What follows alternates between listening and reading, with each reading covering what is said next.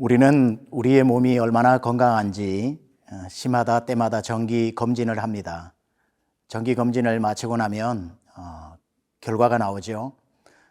결과 소식을 듣다 보면 늘 하는 말이 먹어야 할 음식과 먹지 말아야 할 음식, 거기에 대한 주의를 주기도 합니다. 또 반드시 해야 할 것과 하지 말아야 할 것에 대한 지침이 내려지므로 우리의 건강을 관리합니다. 신앙도 마찬가지입니다.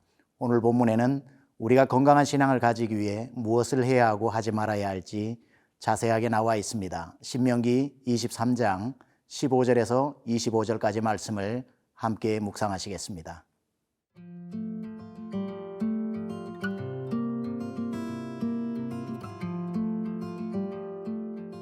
신명기 23장 15절에서 25절 말씀입니다.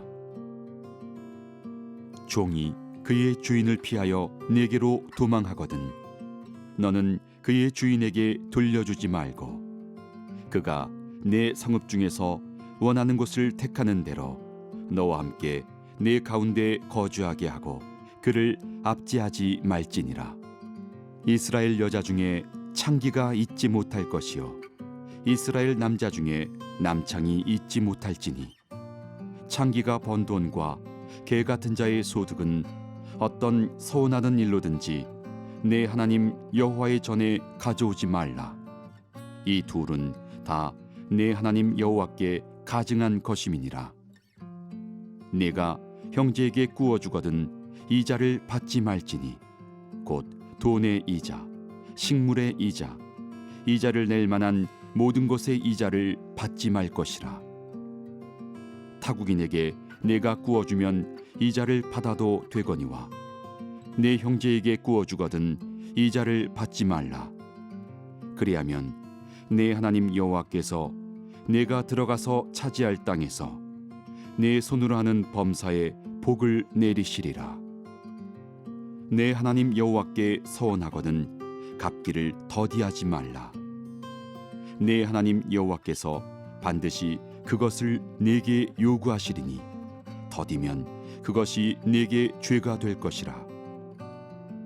네가 서원하지 아니하였으면 무죄하리라. 그러나 내 입으로 말한 것은 그대로 실행하도록 유의하라. 무릇 차원한 예물은 내 하나님 여호와께 내가 서원하여 입으로 언약한 대로 행할지니라. 내 이웃의 포도원에 들어갈 때에는 마음대로 그 포도를 배불리 먹어도 되느니라. 그러나 그릇에 담지는 말 것이요 내 이웃의 곡식밭에 들어갈 때는 내가 손으로 그 이삭을 따도 되느니라. 그러나 내 이웃의 곡식밭에 낫을 대지는 말지니라. 오늘 본문에서는 믿음의 사람들이 하나님의 뜻대로 사는 건강한 크리스찬이 되기 위해서 어떠한 부분들을 수용해야 하고 어떠한 부분들은 배제해야 되는지 그 수용과 포용과 배제에 대한 이야기가 나오고 있습니다. 우선 오늘 본문 15절에서 16절까지를 보면 다른 사람에게서부터 도망 나온 종을 품어 주어야 할지 다시 주인에게 돌려보내야 할지에 대한 지침이 나옵니다. 상당히 어려운 결정입니다. 그러나 이 부분은 그 당시 고대 근동에 도망쳐온 종을 되돌려보내는 문화와는 다르게 오늘 성경은 품어주라고 그럽니다. 환난당한 사람들을 품어주는 것, 이것이 바로 십자가에서 보여주신 예수님의 사랑이기 때문입니다.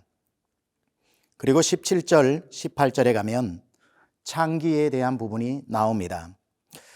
이스라엘 여자 중에 창기가 있지 못할 것이고 이스라엘 남자 중에 남창이 있지 못할지니 그들이 번 소득은 절대로 하나님 앞에 드리지 말라고 합니다. 이들은 포용해야 될 대상이 아니라 멀리해야 할 대상이라는 뜻입니다.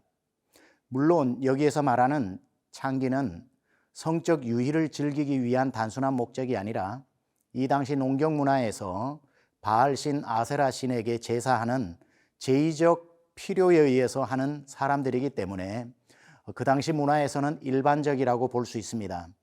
그러나 아무리 생계의 문제가 걸려 있다 할지라도 그 방법이 옳지 않은 것은 하나님께서 싫어하시며 그것을 배제하기를 원하시는 것입니다.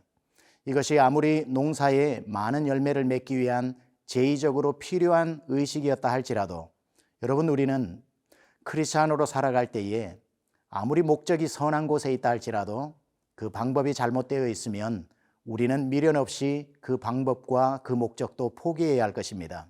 하나님이 우리에게 원하시는 것은 내가 이 일을 마치고 하나님 앞에 큰 영광을 돌리겠습니다 라고 하는 목적이 아니라 그 목적과 더불어 한 발 한 발 가는 그 과정도 하나님 앞에 신실함으로 비춰져야 할 것이기 때문에 늘 언제나 우리의 과정과 목적을 살펴보아야 할 것입니다. 또 19절에서 20절을 보면은 내 형제에게 꾸어 주든지 그 자비를 베풀었을 때에 그 꾸어준 돈에 대한 이자를 받지 말라고 합니다. 여러분, 이자를 받느냐 받지 않느냐를 생각하기 이전에 더 한 번 더 깊이 생각하면 꿀 수밖에 없는 그 사람의 사정을 살펴보라는 것입니다.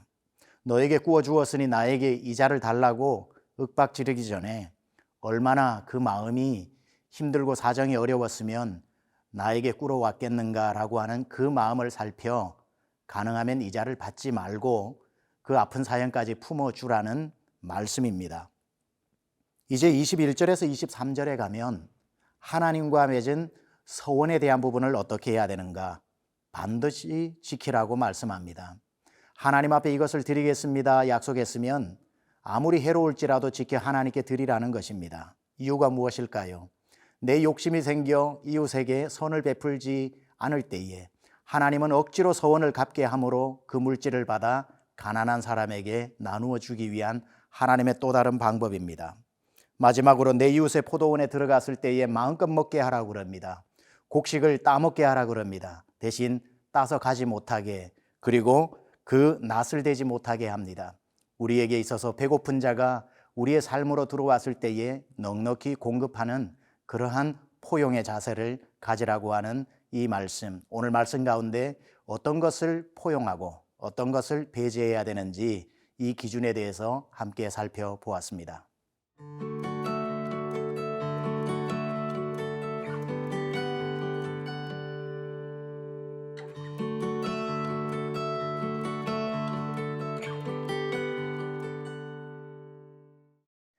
여러분, 건강검진의 결과가 나왔을 때 가슴이 서늘하고 운동을 해야겠다. 이런 음식은 먹지 말아야겠다. 힘들더라도 이런 음식은 꼭 챙겨 먹어야겠다. 이렇게 각오를 단단히 합니다. 그런데 어떠신가요? 또 며칠 지나고 나면 옛날의 삶으로 또 신속히 돌아가는 우리를 보고 놀라곤 하죠. 우리도 말씀을 읽고 있노라면 내가 이런 사람을 품어주어야겠다. 내가 이런 내 품을 내어주고 내 포도밭과 내 밭을 가난한 사람에게 내어줘야겠다. 10번, 20번 다짐하지만 막상 또 며칠 지나 말씀이 우리 기억에서 사라질 때 우리는 신속히 또 옛사람으로 돌아가는 것을 보게 됩니다. 그래서 우리는 또 다짐하고 하나님 앞에 서원하면서 하나하나를 성실하게 지켜나가야 합니다. 우리의 마음먹은 대로 말씀이 실천이 되지 않을 때 우리가 그 말씀을 실천할 수 있는 방법 한 가지가 있습니다. 우리의 옛적을 생각하는 것입니다. 우리가 어떤 사람이었는데 어떻게 구원을 받았고 내가 얼마나 힘든 시절에 나를 도와주었고 하나님은 어떻게 나를 지켜주셨는지를 기억하는 것.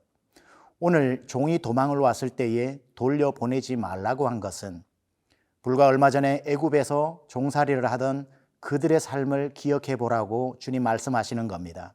너희가 외국에서 나그네 되고 종으로 팔려갔을 때에 너희를 환대해 준 사람의 마음을 기억해 보고 너희가 그러한 사람이 되라는 것입니다.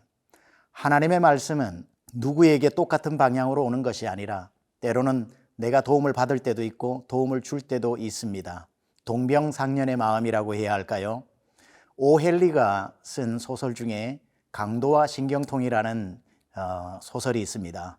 강도가 어떤 집에 훔치러 들어갔는데 손들어 하니까 주인이 한쪽만 손을 듭니다. 나머지 손들어 라고 하니까 오른손은 신경통 때문에 못 든다고 하니까 당신도 신경통이 있냐고 나도 있다고.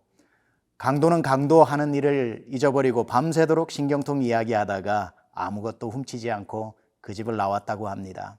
공감대를 형성하는 것. 여러분, 우리는 가난할 때가 있고 힘들 때가 있습니다. 오늘 말씀에 누구에게 밭을 내어줘야 할 때도 있지만 또 어느 날은 누구의 밭으로 들어가 포도를 허겁지겁 먹어야 할 날도 있습니다. 우리는 누군가의 사랑을 받았듯이 또 우리가 내 주머니를 하나님 채워주셨을 때 반드시 내 밭에 품을 내어놓고 포도밭에 포도를 내어주는 이러한 넓은 마음을 가져야 할 것이고, 하나님을 향해 여러분 혹시 가지고 있는 서원이 아직까지 미루어지고 있다면 오늘 본문은 이야기합니다. 힘을 다해 서원을 갚아라. 내가 그 서원을 갚는 것으로 또 너를 위해 사람들에게 자비를 베풀리라. 주님이 우리에게 도전하고 계십니다. 오늘 도움이 필요하신 분은 기꺼이 주님 앞에 도움을 구하시고, 도움을 줄 수 있는 상황 가운데 있다 생각하시는 분은 아낌없이 주님을 신뢰함으로 채워주실 하나님을 기대하면서 여러분의 품을 누군가를 위해 내어놓은 넉넉한 하루 되시기를 주님의 이름으로 축원합니다.